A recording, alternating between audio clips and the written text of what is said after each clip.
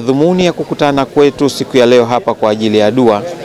Dua hii inalenga hasa la kwanza kuliombea taifa letu. Kwa nini tunaliombea taifa? Kwa sababu wote tunakumbuka kwamba tarehe 29 Oktoba nchi yetu iliingia katika uchaguzi mkuu wa dola kwa upande zote mbili, upande wa Zanzibar na upande wa Tanzania bara.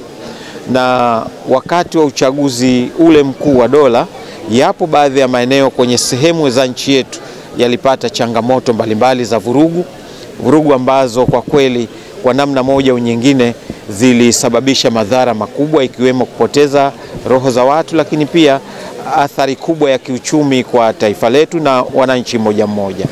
Lakini kadhalika tumetoka katika jambo hilo katika hali ya amani na utulivu, kwa maana tuwapongeze sana viongozi wetu kwa kuweza kudhibiti vurugu zile na kuendelea kuibakisha nchi katika hali ya amani na utulivu.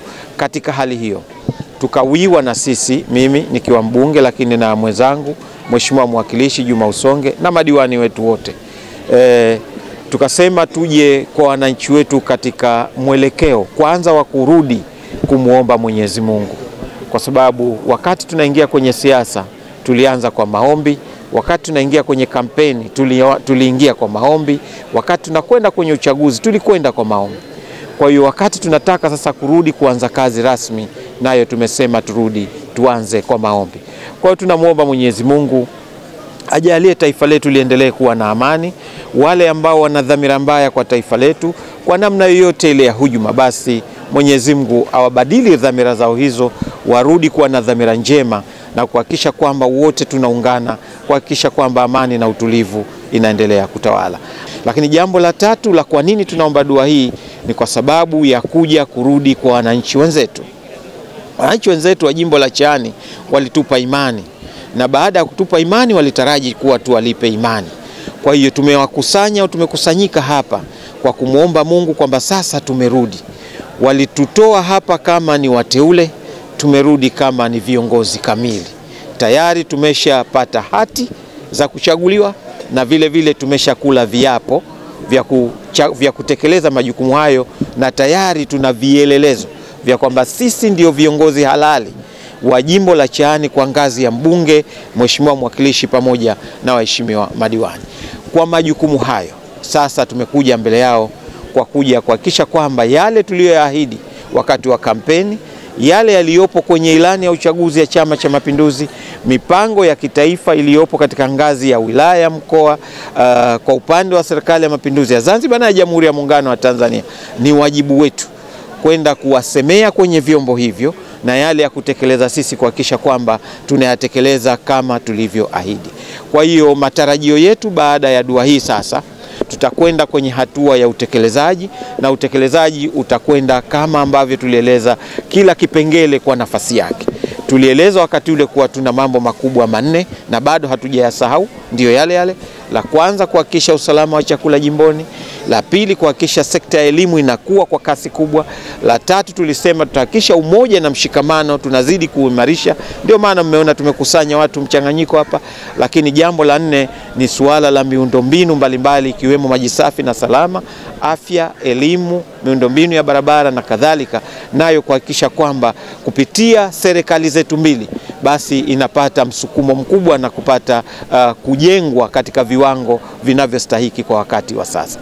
Kama ilivyo desturi yetu, mwanzoni tulipochaguliwa tulianza na dua, lakini baada ya kuingia kwenye kampeni pia tukafanya na dua, na leo baada ya kumaliza kufanya kiapo tukarudi kwa wananchi pia tukaanza na dua. Huu ndio utaratibu wetu.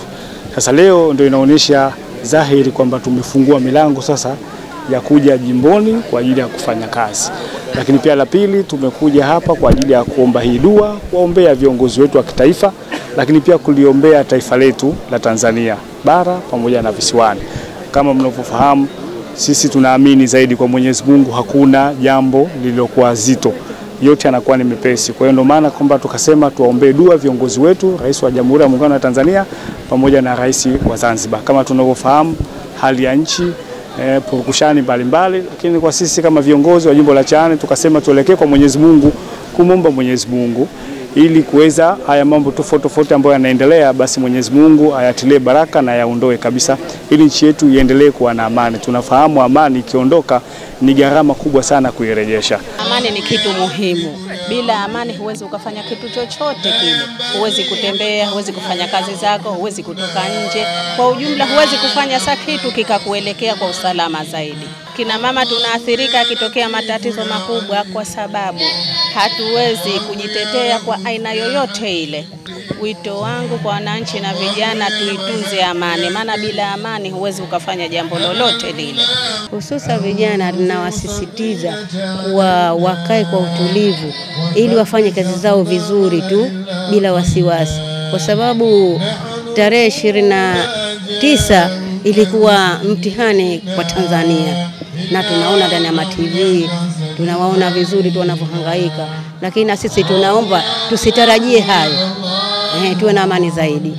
Sisitizo wangu kwa wananchi, tukae tutulie, tufanye kazi zetu kwa bidii ili viongozi wetu nao wapate faraja au wapate amani, na sisi pamoja na sisi tupate amani.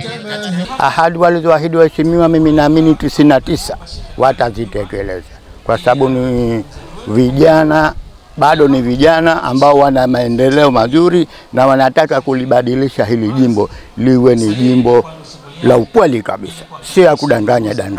Dua nzuri, na tunashukuru na tunaombewa dua kubwa wetu waishi uzuri, waelewane maisha haya, kila analolifanya liwe mbele, tuende mbele.